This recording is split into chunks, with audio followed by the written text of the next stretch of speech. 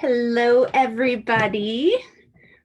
Welcome back to This Week in Housing. Ooh, get my camera situated right here. So again, this is This Week in Housing, where I, Sarah Eggleston, update you on what has been happening this week in the real estate market in our area. So we'll go ahead and jump right into it. We got a lot to cover today. There was a few important news stories that came out. So let me get my screen shared.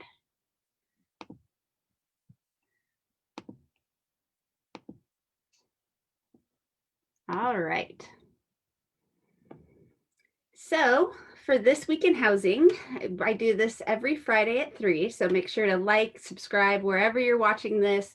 Hit the notification button, whatever the terminology is for whatever platform you're watching this on. Make sure you hit that so that you get notified about these updates every week.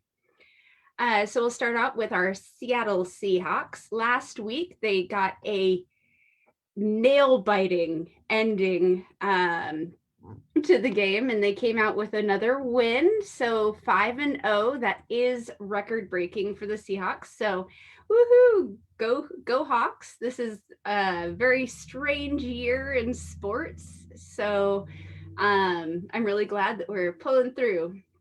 And this last game, I don't know how many of you watched, but it was so down to the wire. This was probably one of the most intense endings to a football game I've ever seen. So this week it is a bye week, so you can see I'm not in my colors today. But so not Blue Friday today because there's no game on Sunday, but the next game will be on the 25th, the following Sunday.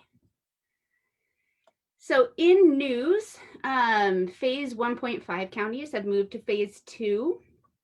So we have 0 counties in phase 1 and 0 in phase 4. And they're all in 2 and 3. Excuse me.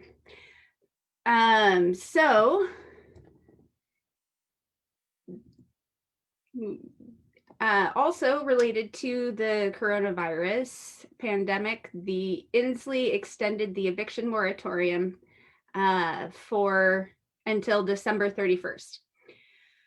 So this eviction moratorium for the pandemic was put in place in mid-March and has now been extended through December 31st.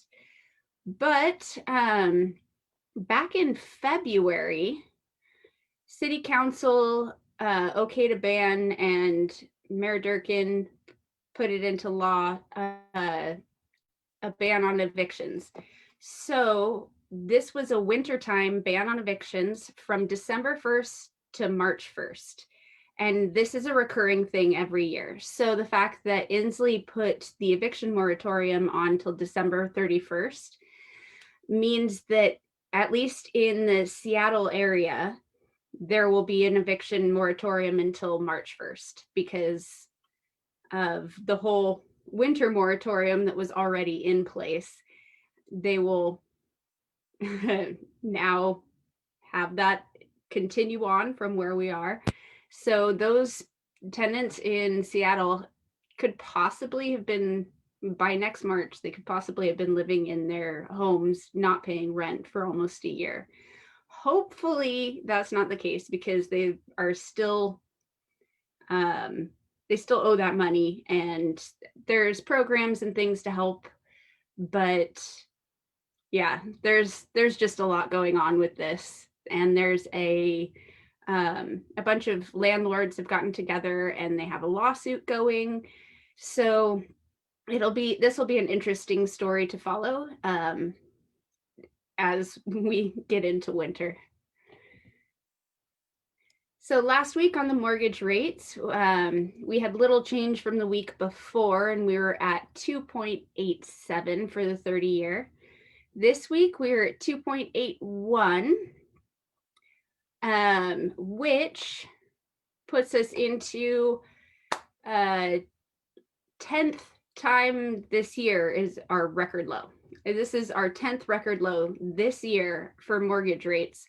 So, and the Federal Reserve has suggested that they will keep their benchmark rate near zero through 2023 at least. So we've been below 3% on mortgage rates since July, fluctuating right around that 3% or a couple points below.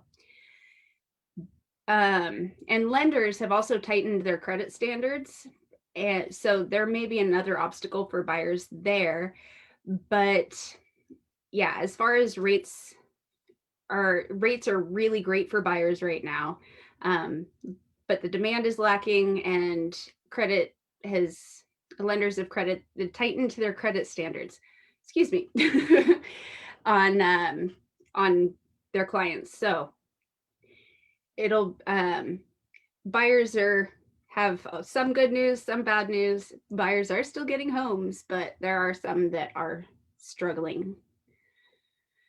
As far as market activity, we had 818 new listings, about 1,200 pendings, and 920 sold. So if we put that on the graph, you can see that our listings sold bounced back up again this week. So these are homes that went pending 30 to 60 days ago, that are now reaching the closing process. And our pended listings did tick up a little bit from last week, but our new listings is down again. So our lack of inventory is continuing to build. As far as showing time, you can see that we are still well above where we were last year. This is for North America, so national stats here. But we are kind of following the same trend as far as the angle of the direction it's going. It's pretty much parallel. There's just more showings this year, but they're dropping off at a similar rate as they did last year. So this is King County data. These are homes for sale on top and sold homes on the bottom. And this is the past 3 years. So I wanted to kind of bring this 3-year data to the forefront, just because I thought it was, I don't know, it's very interesting to look at where we are. You can see these closed sales were higher in 2017 and have gradually a couple bumps up, but gradually kind of dwindled till about spring of 2019. And then it pops back up and we start to see this trend back up, and then coronavirus hit. So we see this sharper drop here and sharper recovery. So for the homes for sale, you can see we were at a high in mid 2019. And since then, inventory has just continued to dwindle. So this is normally we'd expect to see the inventory kind of tick up around here, but it has just kept dwindling over the course of the year. So hopefully we get some new inventory on the market soon for some of our buyers that are out there. But as of right now, the trend is definitely towards fewer homes on the market. And so I talked about this the past couple of weeks, a tale of two markets. I brought some different graphs to the table this time. So this light green is for sale, green is sold, and red is pended. And this goes back a little over a year. And you can see on the left-hand side is residential, right-hand side is condos. And they look very different. The amount of for sale on the condo side, those are far higher than the solds. Ever since April, it was kind of starting to overtake in February, and then once the pandemic hit, a lot of condos went up for sale and not as many people were buying condos. Whereas on the single family residential, you can see there were more sales than for sale, more sold than for sale on the residential side over here. and the pending line is way above all of them, because not every deal goes through. A deal can go pending and then fall apart before it reaches the closing table. But just the stark difference of these two graphs, and they did follow a similar pattern up until the end of last year. So you can see the light green for sale towers over the sold on both sides for the end of 2019. But that trend has greatly changed for residential, not so much for condo. So if you have any questions, please feel free to reach out to me. I would love to chat with you about real estate or answer any questions you may have, talk about what's happening in your specific area. I do have a lot of tools that we can dial it down to a very specific area and get data on that. Or if you're just interested in more information on an article or information in general, please feel free to reach out to me.